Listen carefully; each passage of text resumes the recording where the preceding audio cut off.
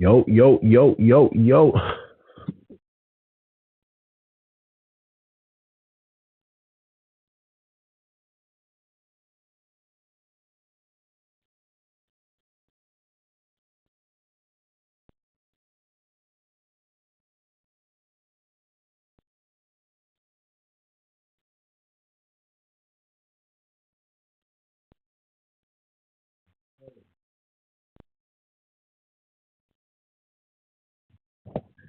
And we are live.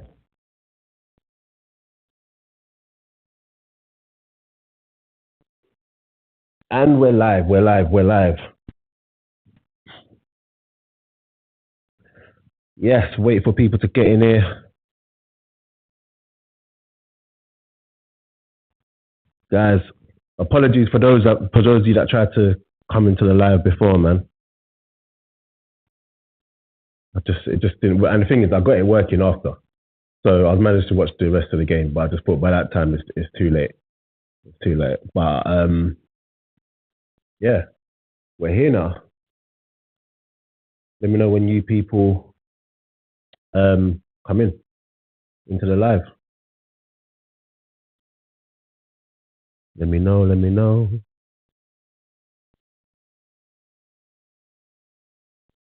Let me know. Anyone in here? I'll just wait for people to join.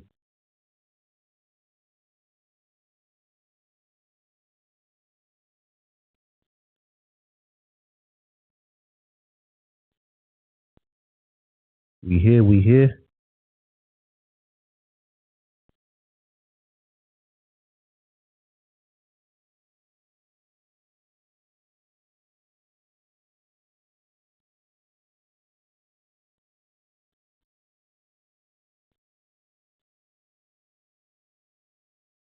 Yo, we here, we here. So obviously Tottenham have won. I'm just waiting for more people to come in. We're waiting for anyone to come in, to be honest.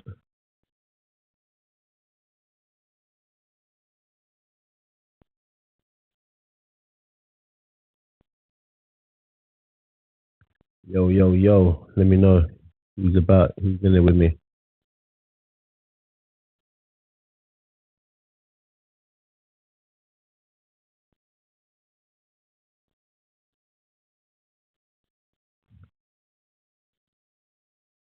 Just waiting. Yo, yo, yo, yo, yo.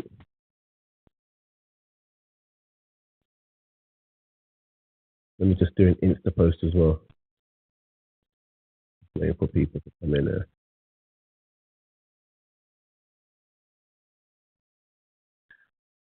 This is the thing, man. The live, it just shagged.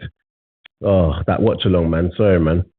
The the match and I mean the fire stick just shagged my entire plan. It never ever happens. I watch every game with no problems.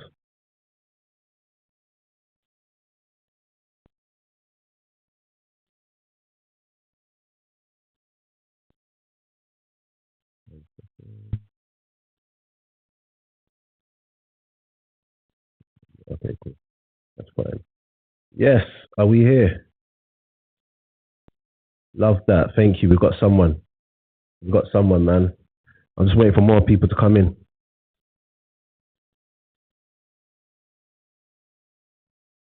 I was the watch along. Nah, man, the watch along shagged. We had people in there as well, man. I mean, it's still up on the channel. You can see what happened, but it's shagged, man. Bet you're a happy person today with Villa. Bet you're a very, very happy person with Villa.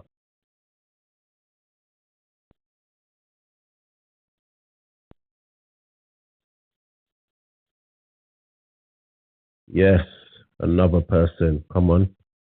Let's start building this up. I'm gonna start talking about the weekend games.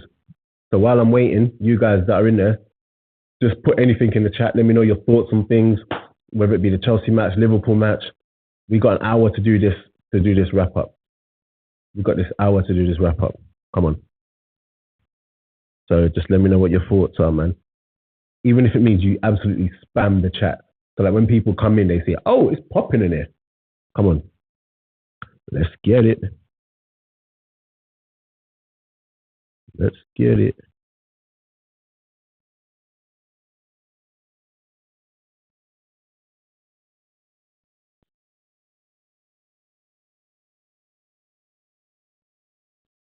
Yes. Let's see what you lot. Let's see what you lot are saying right now.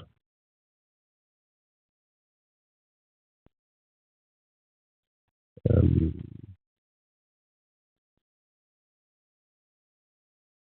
love that. Right, let me go through the comments. What game shall I start with? Shall I start with Tottenham, seeing as that was the fresh one? Let me start with Tottenham. Yo, Daps, I'm here.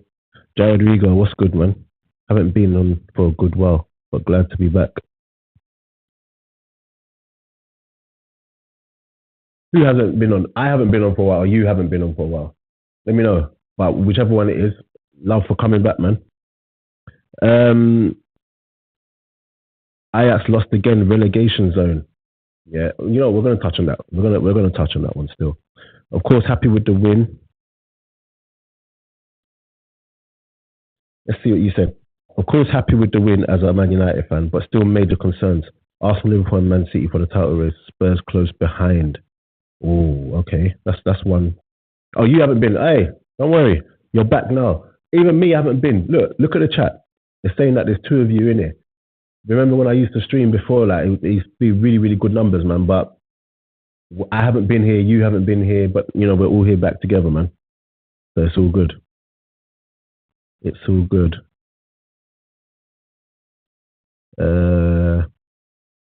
Let me know what else is going on in the comments.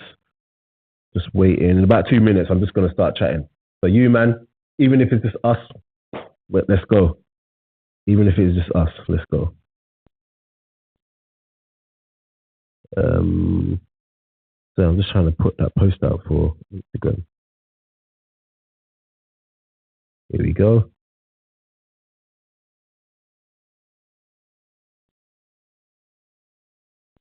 Yes. What, you man just disappeared, yeah? What's the first match I'm talking about? Tottenham.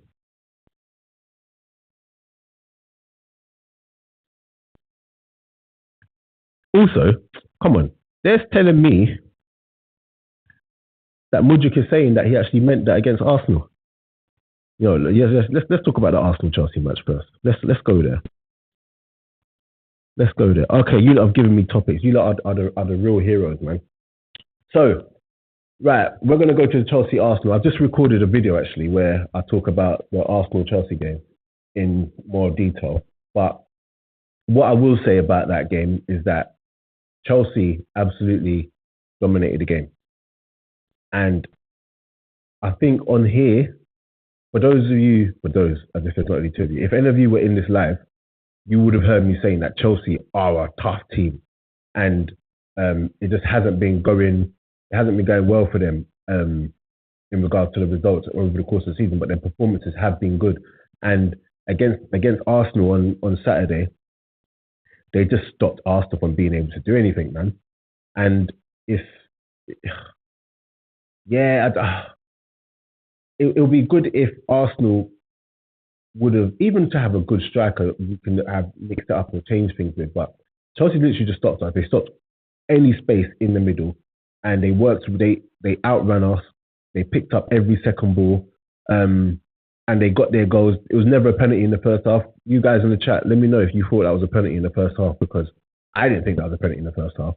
But I understand why they're giving it, and they need to have something just to clear it up, because in the old days, like a handball, you could have an accidental one.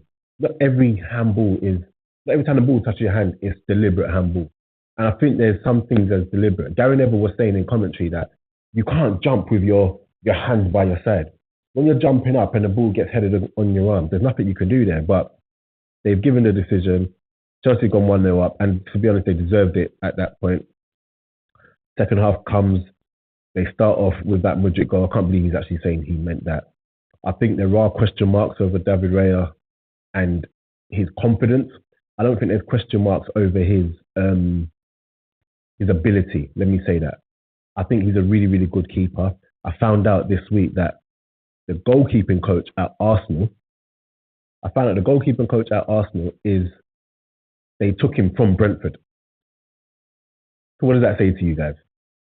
If they're taking the goalkeeper coach from Brentford, shouldn't that just tell you that he's in Arteta's ear saying, get this keeper? When I found that out this week, it made so much sense to me. It made so much sense because why else would you go in and just stick yourself out there? Like, if you're gonna change your keeper, change Ramsdale, you're gonna go for a keeper that is beyond, like, by far better, in my opinion. But they're just as good as each other, if I'm being totally honest. So it makes sense that that happened, and equally, it makes sense that the Brighton goalkeeping coach, I mean, the old Brighton goalkeeping coach is now at Chelsea. David Sanchez got that move, and you see what I'm saying? Like, football's mad. But I never once thought, as soon as Arsenal got that goal back with Declan Rice, what a player, by the way, what a player. And you know what? If I don't know how far Partey is from full fitness, but if Partey is fit, it needs to be him, Declan Rice, and Odegaard. And if Partey's not going to play, Declan Rice has to be in the six. He has to be in the six because when he's there, he just gives us something different that we just do not have. Jorginho is good and everything, but he can't cover the ground like Declan Rice can. He hasn't got the intensity that Declan Rice has got. But yeah, look, some might say Arsenal were lucky. I just think that, yeah, you need a bit of luck. I'm going to read your comments in a sec, guys. I'm just getting through this bit. But yeah, let me know what you think about what I've said. Do you guys actually think that Arsenal are actually in the title race? I'm just trying to be cautious and do game by game. I think it's good that Arsenal are still unbeaten. It's good that Arsenal can play as badly as they did and still come away with a draw. I think also there's mad positives for Chelsea. Chelsea looked like the better team. They looked like they were performing at a standard where their manager and their players are going to be looking and be like, yes, this is what we need to be doing every week. And they're going to be a tough team to beat. So, yeah. Right, let's see what you guys are saying in the comments.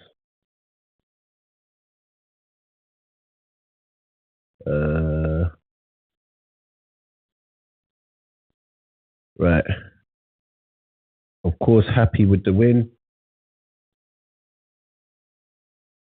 Haven't been on for a while, blah, blah, blah, blah.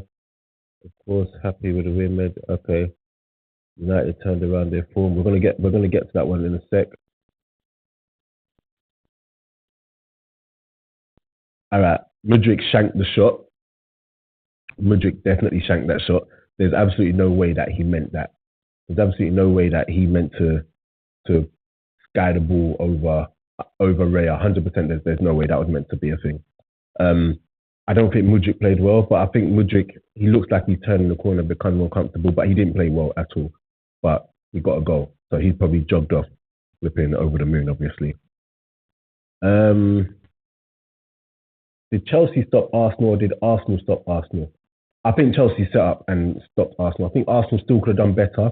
I don't think we competed as well as we could have. I feel like Chelsea stopped a lot of whatever Arsenal's strengths are in regards to passing through the middle and being fluid. Chelsea just stopped it. They stopped it. They broke up everything. They were fouling. They were getting to second balls all the time. They were stretching Arsenal. They just look sharper than Arsenal. They just look much sharper than Arsenal. Let's see. Woodrick was looking for the cross, but just misdirected it and it went in. Chelsea kept it compact and took their chances. Best game plan against Ghana. Yeah, like, totally agree with you. Like, there was absolutely no space. Zinchenko coming in. Also, Tomiyasu, he's playing well.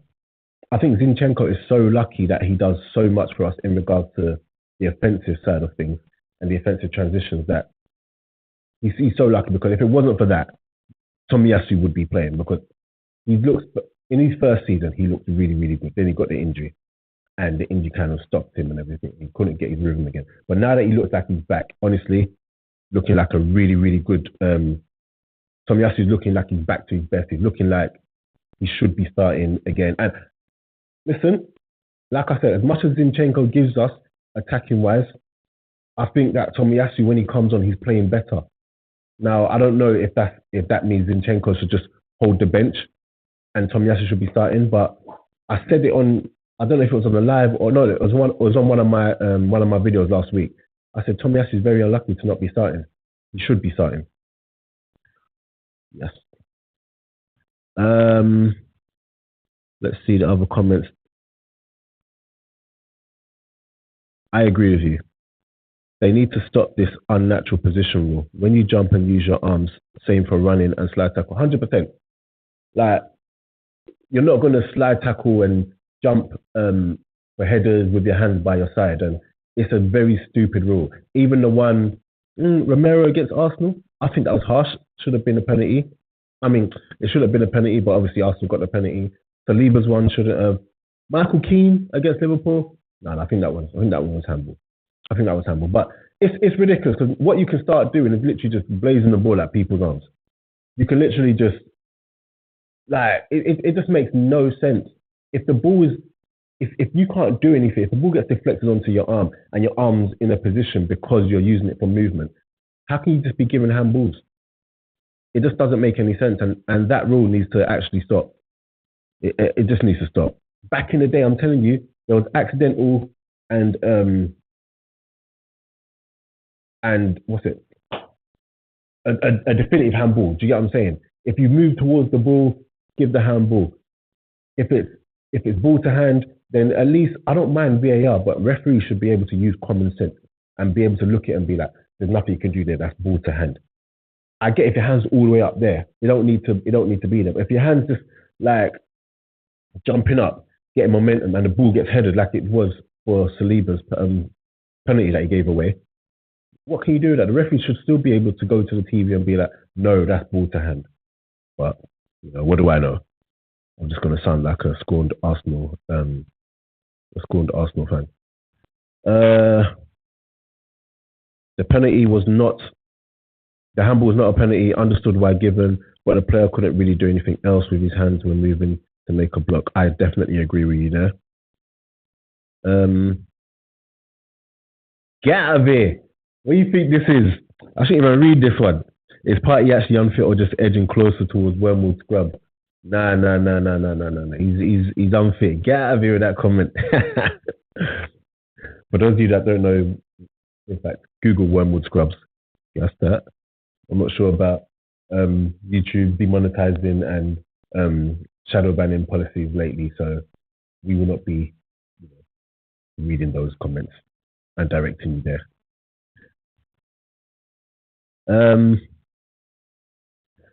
Arsenal are still in the title race. Your approach is the best. Take it game by game, but there are certainly kinks in their side. Yes, no, there are kinks, and I think the only good thing, like I said, is that Arsenal are working out the kinks whilst still not losing. Do you get what I'm saying? And the longer they can go on without losing, but build momentum and somehow just work out the kinks. I think it's hard because this year people are setting up for Arsenal. Last year, people didn't really have an expectation of Arsenal, whereas right now, people are setting up and have this expectation of Arsenal, and it's not helping. I think we just need to learn how to adapt to that. Once they learn how to adapt, then yeah, I think it will click, and then things will be better, 100%. Ski, come on. Right, let me see the next topics. Let's see those topics put in the chat earlier on. United turned around their form.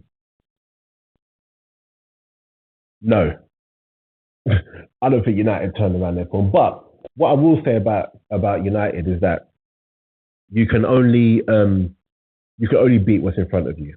And as much as United fans and United players would want to blow all these teams away and just get them out of here real quick. I think the fact that they're actually winning, the fact that these little wins against Sheffield United and where they're not even playing the greatest, it builds confidence. Let me just say that it builds confidence, and then before you know it, you can maybe talk about them turning the corner because and you know what, some might say in what's been a tough period for Man United in regards to the beginning of the season, some might say these are the performances, these are the wins that they need.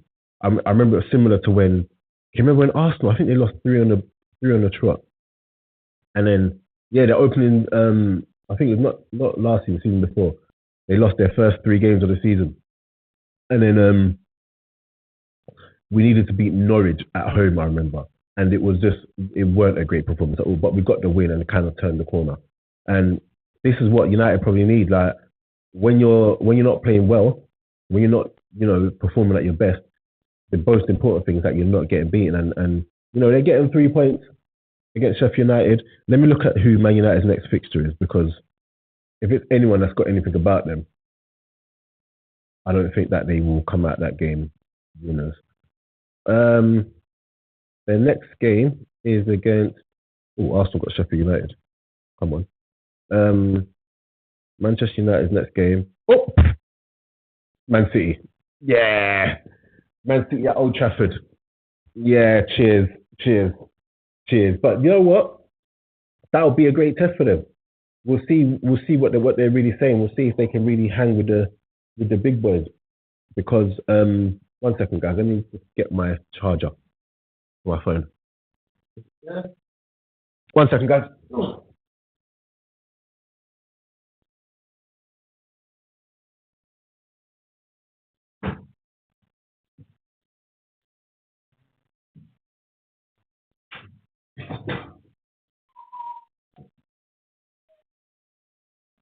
Yeah, man.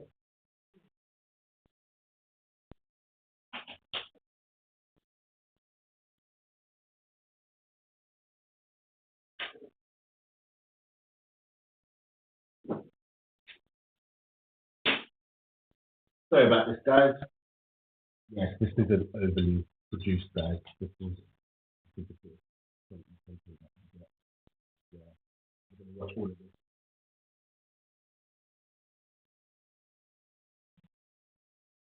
Put my charger in.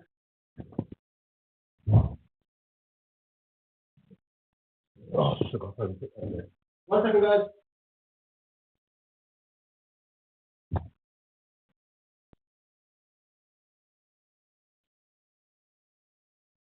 Okay.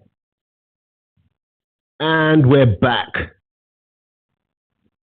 And we're back. Sorry about that, guys. Just had to quickly get the charger. Didn't want it to cut off when you got. But yeah, United. I don't think they've turned the corner. I think that game against City. You know what? If they manage to just avoid defeat, they'll be very happy. If Man United have managed to avoid defeat against Man City, they'll be very happy with that. And but if it's one of them ones where City turn up and absolutely get them out of here, it's gonna be a bad day. I think it's mad because if they win the game, pressure's. I'm not saying pressure's on Ten Hag right now, but if they win the game, pressure gets relieved. And all of a sudden, people are looking at Man United like, yes, they turned the corner and everything. But if they lose, the pressure will be on. If they lose badly, let me say, if Man United lose badly against Man City, people are going to be looking at them thinking, nah, the pressure's on them. They're definitely going to be finishing outside the top five, and like it's just going to be a bad day. So that's going to be a very, very good game. I'm actually going to do. I'll try and do a watch along. I will try and do a watch along for that one. Was to have Godfather duty. He's got my godson, but yeah, but we'll see. We'll see. Again, those of you who tuned into my watch along earlier on, man, apologize for what happened. The stream just wouldn't be. My Fire Stick, sorry, wasn't working. Let's see. I think the problem I think the problem is that City isn't even playing well. The problem is City aren't even playing well, and just like Game of Thrones, winter is coming. Exactly. Has been a tough period for them, but City up next, and I reckon Haaland and Alvarez are going to do a madness. Plus a fresh Rodri too. Exactly. Yes. Yes. You got Haaland scoring. Alvarez. I don't think Man United's team is set up to stop attackers. Do you know what I'm saying? To stop like people with good movement. They're not really mobile like that. So I agree with you there. Um, that being said, form goes out the window. Form usually goes out the window for the Manc derbies. And United could still a 1-0 or 2-1 on the counter. Agreed. Agreed. Yeah. No, I definitely agree with you. No, I don't agree with you. No, I don't think Man United will win that game. I think Man City. I think after losing two games previously to this one, I don't think they've got it in them to lose another one to make it three losses in four. Like, no, I don't think so. I think Man City are going to come out and absolutely get United out of there. United are going to be proper up for it, but I just think that they have too much. Man City have too much in them, and it's mad that Akanji got sent off, but they're just going to bring Ruben Diaz back. Guardiola's there, John Stones is back. It's actually ridiculous. It's actually ridiculous. Like you said, Alvarez is playing well. Doku up against. You know what? Let's talk about Doku. Yeah, Doku played again the other day, and Grealish was on the bench again. Grealish also didn't start a game for England. I don't think he started any of the games. He definitely didn't start the second. But correct me if I'm wrong that he didn't start the first one either. So my thing is that Grealish has a lot to do to get into that team. What Doku gives you in regards to his direct, you know, he's not predictable. He's just so raw, but yet so not raw. And even defensively, what he gives you, like in his work rate, um, I don't know. I think Grealish might be looking and thinking, this might be a very long day for me. I honestly think Grealish was looking at him like that, and yeah, it just might be a long day for Grealish. But we are still early on in the season. But one thing about Grealish is that I think his inability to beat a player, because he used to be able to glide past players, no? I think since he's come to City, he's become more of a player that gets the ball, lays it off. He might travel with it a bit, and then like he used to do that a lot more. Whereas Doku is just boom on it, and he's making stuff happen. Grealish isn't doing that. On top of that, Foden looks like he's starting to play well again. You know, Bernardo Silva is always going to play. You know, so where is where does Grealish come into it? And it could just be early on in the season, but also just could be that, you know what, he's a bench player for City right now, and he has to just work his way back. And if Doku keeps performing, you know, it might just be very, very long for him. Okay, let's go through your comments again. Um, Grealish does have Grealish does have history with shin splints, which can only be healed by not playing. Yeah, but is that still a thing? I know that was from before, but I don't think that's been the case for a while. Because last season he didn't have any problems with his shin splints, and he played quite a few times last season. Like let me see how many times Jack Grealish played last year. I remember that, like you're right in regards to like that used to be the thing, but I don't think that's the problem anymore. Let's see. Last year he made um wait a minute. That can't be true. That could not be true. Oh, okay. I get it. Okay. Last year he played. Wow, that can't be true. He played 50 times. Last year, Jack Grealish played 50 games. Do you know what? I might be being harsh on him, you know.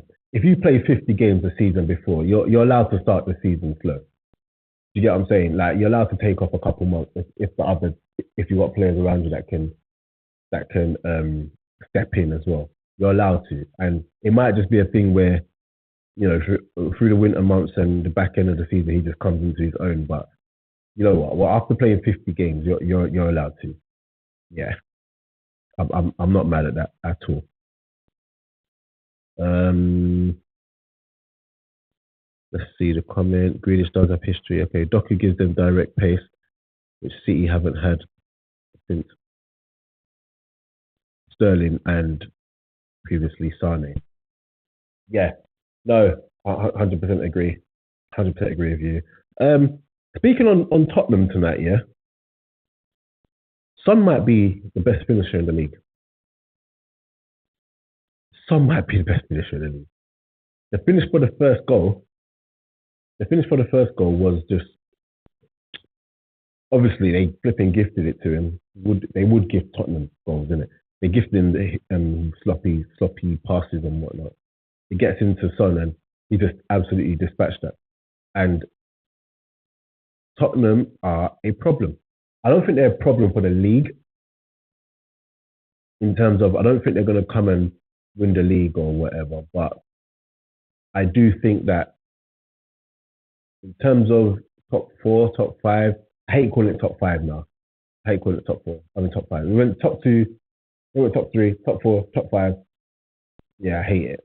But in fact, they started calling it top six last season, right? Or the season before.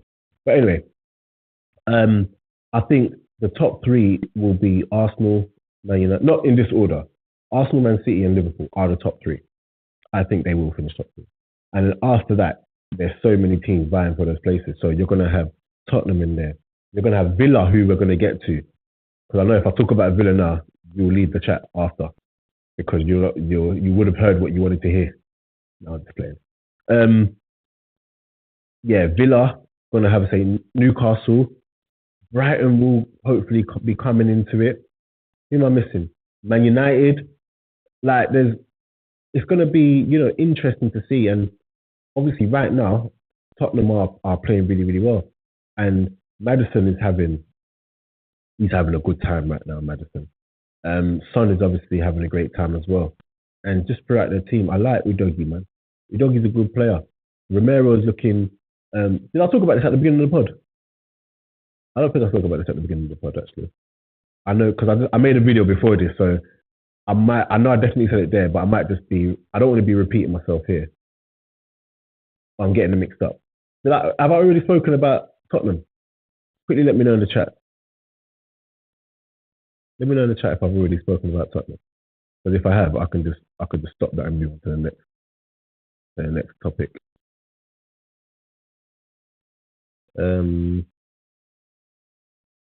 Okay, cool. I don't think I have. Is Son better than Salah? They're different players. They're different players. I would say Salah over Son. I think Son. I think Son. Let me see the comments that you just said. They haven't talked about them yet. Okay, cool. Yeah, I think Son. Son is a different kind of player. Son is more cultured. He's a cleaner player, I would say. He's a better finisher, 100%. Better finisher than Salah. I just think Salah is just clutch. Salah over the course of the season will give you the goals. He'll score more than Son over the course of the season. But Son will give you more throughout a game, if I'm being honest. Throughout a whole game, Son will give you more. Where Salah can just be non-existent and then just score a goal. And but Son, like I said, throughout a game he can assist, he can be problematic, and he's right up there with Salah. But my personal preference, not even preference, but my personal opinion, I just think Salah edges it just because of Salah's ability to just turn the game on its head. Whereas Son is heavily reliant on his teammates, and there's nothing wrong with that. I think if Madison's not on top form, giving him some of the passes he's had this season, or bringing him into the game like he has been, you don't get Son. Whereas Salah can literally make something out of nothing. So I would say Salah edges it. Who would you guys say in the chat? Yeah, Salah definitely edges it for me over Son. Literally just because of his ability to turn the game on its head. Whereas, and he could do it by himself. Whereas Son, he needs good teammates around him to get him to perform at his best and to give him those chances. He's not really making something out of nothing like Salah is. Um, Spurs are looking good. Spurs are looking good. I think Manchester had their best start to the season in a long time. Yeah, they're doing well. I just think that they'll fade away. I think that they're one or two injuries away from being, from it being a catastrophe. I think like we saw with Arsenal, it takes a lot to go and win the league and challenge. And in those months where, it's not even about performances, it's just about getting results and delivering a title. I know we're far away from that. I don't think Tottenham have it in them. I don't think their squad's not fit enough. I don't think their squad's good enough. I don't think they've got a deep enough squad to go there. Because when it comes time to get into the trenches and you've lost a couple games and teams start setting up differently against you and you've got a couple players missing, it's a different story. It's a different story, like Arsenal saw last year. And that's not even a slight on Tottenham. It's more I'm bigging them up. I just don't think that they have got that in them. But like in the top five, 100%, I think they'll do well. But so if anything happens to Madison, if anything happens to Son, then it's problems. What do you guys think of Romero? Because it's annoying because some people are going to watch this live tomorrow because it's still going to be up on the channel. But I've also already recorded a video where I mentioned some of these things. But seeing as I've got a chat here, I didn't really have the chat in the actual video. What do you guys think of Romero? A friend of mine is telling me that Romero is one of the best in the league now, and he's ironed out a lot of his mistakes and whatnot. What I would say about that, in my personal opinion, is that I'm not going to say he's one of the best in the league. I think he's playing well, but it takes more than playing well for me to say he's one of the best in the league because he's playing well. I still do think that old Romero is there, but it helps. Where he's helped is the fact that they don't have to. He's helped by the fact that they hold the ball a lot more. He's not always under pressure because I feel like when he's under pressure a lot, when it's waves and waves of attack, he's always going to have a head loss. He's always going to make a mistake. It also helps him that his partner next to him is playing well and they've got like a steady relationship. Unlike when Dyer's there and Dyer's is there to head the ball and always putting people in stew. You know what I'm saying? But yeah, no, but they're playing well, man. Tottenham, I can't hate on them. I can't hate on them. Also, let me get on to let me do Aston Villa. Yeah, let me do Aston Villa. Right. Yes. Let's see. Let me see your comments first. But let me know what you guys or you thought about the Tottenham match. Let me know what you think about the Aston Villa match, which I'm about to go through. That Aston Villa match, man. Whew. Ollie Watkins. Ollie. I always have to big up Ollie because he came on my channel very early on. And not very early on. He came on like 2 years ago. But I'm trying to get him on again. But because he represents England and he's a big time player, he's saying that well, he's not saying anything, but I don't blame him for not doing that many interviews apart from the big brands. He's not trying to spoil his stock, England striker. Right, where are we? Son is a lot more streakier than Salah and requires service. Exactly. That's what I was saying.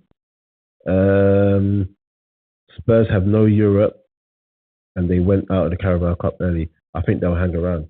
Yeah, maybe. But I also think that their team, once they get a couple of injuries, regardless of how many times they're playing a week, it's going to, and they've got a lot of inexperienced players. So when you look at Udogie, he's playing well. When he's up against it, is he still going to be able to stand up against it? You've got Sarr, who is a player. He's really, really good. Proper box to box energy for days, 100%. they've got him. Have you got the experience to get them to? Basuma's an experienced player, but no, in fact, let me not even say anything about Basuma. I'll just be hating if I say anything about Basuma. Their centre back, not Romero, the other one, is it Van der Ven? Van der Ven?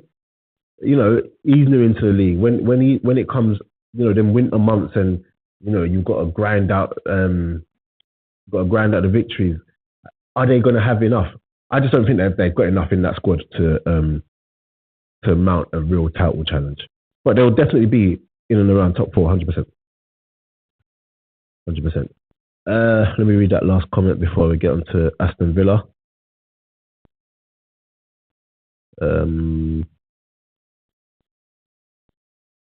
Right, Aston Villa. Romero is a walking yellow card. Romero is a walking yellow card. Good player, but hot-headed, easy to get under his skin and wind up.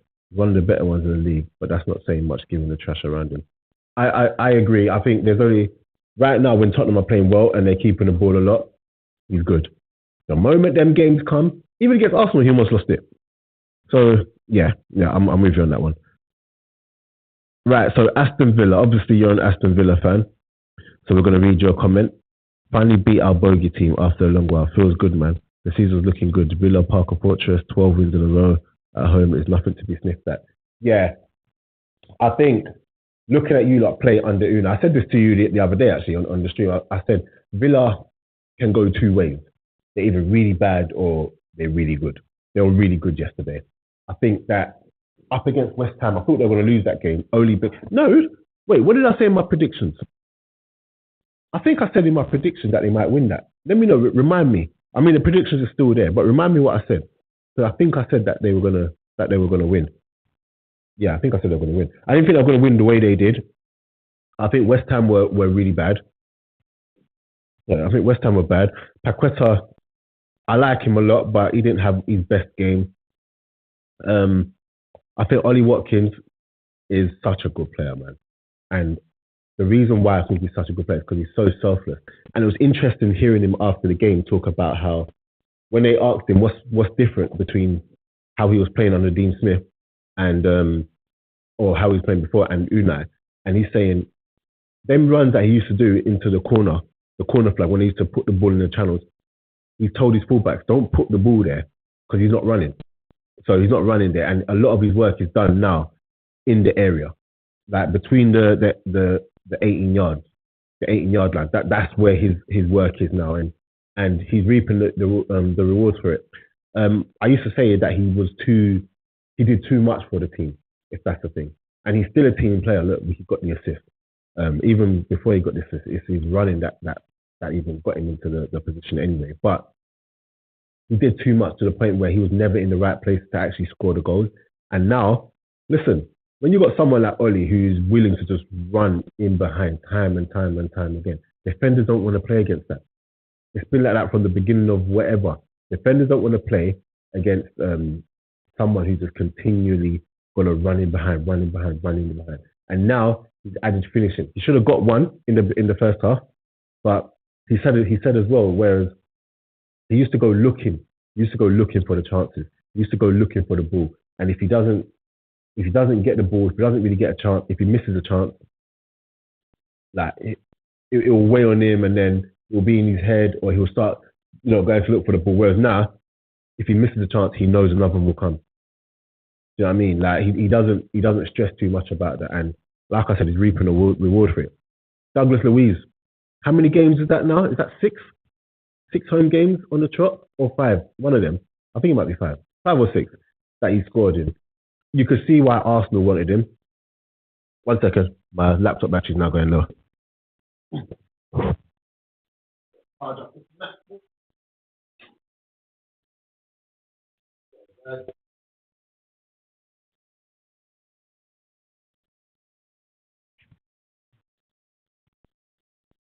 Yeah. So even with Douglas Luiz, you can see why Arsenal wanted him. He's a very, very good player, man, and he's got a good career ahead of him. And I'm saying career because he's very young, but I'm talking about like he's still got his best years are still ahead of him, man. And Unai's got him playing in a way where it suits his game down to a T. And I think it says a lot about Unai that he even said with Douglas Luiz, even after the 2 goals, he demanded more because he felt like when he gets his goals, he kind of relaxes and gets a bit complacent, and that mustn't happen. And it's nice to hear him talking about standards and bringing them up even more, even when even when they've been winning, because it's not enough to just score and then take your foot off the pedal. You need to just keep at it, and have those same standards all the time. I think even with Traore, not Traore, I'm not gonna say Traore, Diaby, man, he's a. You know what? I always wonder when players are linked with big clubs when they end up. No disrespect, when they end up at a club in the next tier, respectfully. Um, so when you get players like Diaby, who was linked with Arsenal and linked with Liverpool, and then he ends up at Aston Villa, I always think, was the agent just doing too much there? Was he actually worth it? But Diaby's a good player. Diaby's a very very good player, man. And I think, yeah, I think at Aston Villa he's got the right club to be playing week in week out. He's got even though he can play week in week out, to have he's still got competition as well, because Leon Bailey looking like the Leon Bailey that they bought is finally coming. So yeah, I like Diaby a lot. He complements Ollie Watkins well. Who else? Let me go through your comments actually, because I can imagine you as a Villa fan, you've got a lot to say. Bloody hell, you've been typing. Right, let's see this. Unai's working wonders here. Unai's working wonders here, and long may it continue. Looking forward to turning things around in Europe on Thursday. Hopefully get a good win to go on top. Who are Aston Villa playing on Thursday in the cup? Oh, Antonio. Let's talk about Antonio. Antonio didn't have a sniff all match. Baffles me that he still starts for the Hammers. They need better quality up front. I think that's where he's lucky. I think if Skamaka or Samaka had actually settled in properly and given and shown what he could, I think Antonio would have been in trouble. And there was talk in January of him trying to leave because, you know, you never know what happens and whatnot. But I think that was probably because he knew that, you know, it could be a bit techie for him. But where they don't have a striker, where they haven't got a recognised backup who is good enough to actually, you know, play. Oh no, they got Ings, but Ings ain't really looking. You know, when your competition is Ings, who looks like he's struggling to get that old form back, but obviously he's not getting games, so I wouldn't expect it.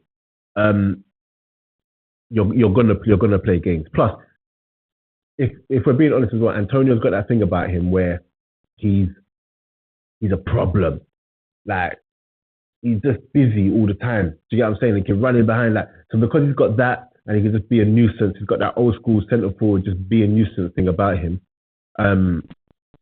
He's got to play games, and they're lucky that they have people like Bowen around him and what do you call it, Aqueta around him. And when you look at their team, to have Kudus, who needs to be starting, Kudus in your team, Aqueta, Bowen, Alvarez. West Ham have actually got a decent team, and they need to actually just. I think an upgrade on striker would help, but you know they got Antonio. I think that they're happy to have him, you know, being busy and everything, and know that they're gonna have to sacrifice that on the finishing. But on his day, he actually scored quite a few in the course of the season, I think. Let's see. I'm gonna wrap this up in a second. Tielemans got an assist and Bailey scored, so good for their confidence and hopefully get them to push more in training to start. Yeah, Tielemans won. Even when Tielemans comes, Tielemans don't really look fit. I don't know. And I was looking at it, I was like, Tielemans, you're a big player, you know, because that's a really, really good player, Tielemans. Really, really good. But it just don't really look fit, and, you know, so it'll be interesting to see what happens there. And we're playing AZ Alkmaar away. They had a good 3-0 win over the weekend. And good form for themselves. Yeah. Well, okay then, cool. Well, that is that for my weekend wrap up. Yeah, that is that for my weekend wrap up. watching this, guys, make sure you like, subscribe, press the like button. Um, hopefully you enjoy the podcast I'm releasing tomorrow, which is the one with. Oh, I'm not going to say the player, but it's a Burnley player. I got a Burnley player. I've recorded the pod. I just need to edit it. So as soon as I edit it, I'll put that one out. Got another player coming on next week, so we're flying through the content. We're getting the players on. Guys, I'm gonna start streaming soon as well, like my FIFA games. So I'm jumping back on FIFA, and I'm gonna start streaming straight away. So you're gonna see how rubbish I am. No, how rubbish I've become because I've been away. But give me a week or two sitting with that game, and I'll be back. And anyone that wants to challenge me, come challenge me. Just DM me, and we'll get it cracking. But yeah, guys, I am out in a bit.